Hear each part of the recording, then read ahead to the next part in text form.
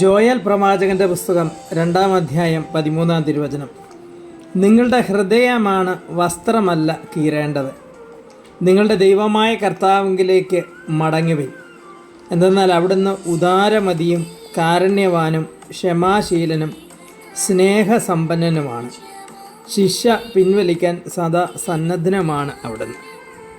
ഈശോയിൽ ഏറ്റവും സ്നേഹമുള്ള സഹോദരങ്ങളെ, ഞാൻ നിങ്ങളുടെയൊക്കെ പാപം ഉപേക്ഷിക്കണം, അനുതപിക്കണമെന്ന് ദൈവം സ്വർഗം ആഗ്രഹിക്കുക.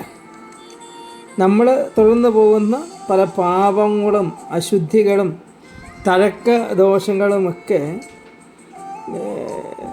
നമ്മൾ പൂർണ്ണമായി ഉപേക്ഷിക്കണമെന്ന് തമ്പുരാൻ ആഗ്രഹിക്കുന്നതുകൊണ്ടാണ്.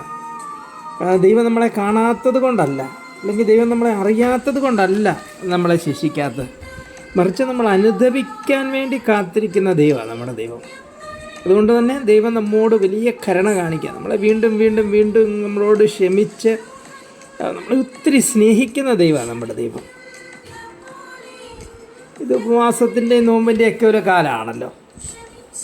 മത്സ്യവും മാംസവും ഒക്കെ ഉപേക്ഷിക്കുന്നത് നല്ലതാണ്. കാരണം പിടിച്ചിട്ട് മാസക്കണക്കായ മത്സ്യമാണ്.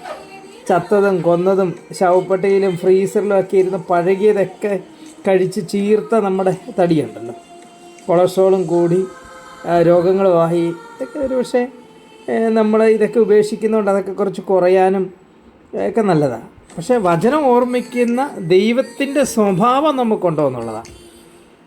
വചനം ഓർമ്മിക്കുക, അവൻ ഉദാരമതിയും കാരുണ്യവാനും ക്ഷമാശീലനും സ്നേഹസമ്പന്നനും ശിക്ഷിക്കാൻ വിമുഖതയുള്ളവനാണെന്നാണ് പറഞ്ഞത്. ഇതിലേതൊക്കെ സ്വഭാവം എനിക്ക് നിങ്ങൾക്ക് ഉള്ളതെന്നുള്ളതാണ്. നമ്മൾ കാണാത്ത, നമ്മൾ കണ്ടിട്ടും കാണാതെ പോലെ നടക്കുന്നവരാണ്. ഇത് നമ്മൾ ഉദാര മനസ്കതയുള്ള, മറ്റുള്ളവരെ സഹായിക്കുന്ന, മറ്റുള്ളവരോട് നിരുപാധികം ക്ഷമിക്കുന്ന, വെറുപ്പും വിദ്വേഷവും ഒന്നും വയ്ക്കാത്തവരാണ്. 2 മിനിറ്റ് കയറി ചെല്ലാവുന്ന അയൽവക്കത്തെ വീട്ടിലെ ഒരു രോഗിയെ നമ്മൾ കാണാതെ, അവർക്കൊരു ആറുതൽ കൊടുക്കാതെ, ആശ്വാസം കൊടുക്കാതെ 4-5 കിലോമീറ്റർ പോയി പള്ളിയിൽ പോയി കൈപിരിച്ച് ഒത്തിരി പ്രാർത്ഥിച്ചിട്ട് എന്താ പ്രയോജനം? നെഞ്ചുപൊട്ടി ഭയങ്കര പ്രാർത്ഥനയാണ്, പക്ഷേ വീടിൻ്റെ തൊട്ടടുത്തുള്ള ഒരു രോഗിയെ കാണാനായിട്ട് നമ്മൾ മനസ്സില്ല. എൻ്റെ വീടിനടുത്തുള്ള ഒരു ചേച്ചിയുണ്ട്, അമ്മായിയമ്മയായിട്ട് പൊരിഞ്ഞ വഴക്കായിരുന്നു. ഉച്ചയൊക്കെ ആയപ്പോൾ ഈ അമ്മ എന്തോ എടുക്കാൻ വേണ്ടി കയ്യേല കയറി അങ്ങനെ വീണിട്ട് കൈ ഇങ്ങനെ മടിഞ്ഞു. ഹോസ്പിറ്റലിലൊക്കെ പോയി ഒരു പ്ലാസ്റ്റർ ഇട്ട് വന്നിരിക്കുക. ചേച്ചി എന്നോട് പറഞ്ഞു, കണ്ടവനില്ലേ, പണ്ടൊക്കെ ദൈവം പിന്നെയായിരുന്നു, ഇപ്പം എന്തേ കൂടെയാണ്, എന്നോട് ഉറക്കുണ്ടെങ്കിൽ അപ്പം തന്നെ അവർക്ക് ശിക്ഷ കിട്ടിയെന്നത്. ഞാൻ പറഞ്ഞ ദൈവം ശിക്ഷിച്ചതൊന്നുമല്ല, ദൈവം ശിക്ഷിക്കുന്ന ഒരു ദൈവമൊന്നും അല്ല, അത് എന്തോ അബദ്ധത്തിന് മടിഞ്ഞതല്ലേ. ചേച്ചിക്ക് അങ്ങനെ ഒരു ദൈവത്തെ അങ്ങോട്ട് അക്സെപ്റ്റ് ചെയ്യാൻ വേണ്ടി, അംഗീകരിക്കാൻ വേണ്ടി പറ്റുന്നില്ല എന്നാണ് പറയുന്നത്. അവരോട് വഴക്കുണ്ടാക്കിയ അമ്മായിയമ്മയെ ശിക്ഷിച്ച ദൈവം അവരുടെ മനസ്സിലുള്ളത്.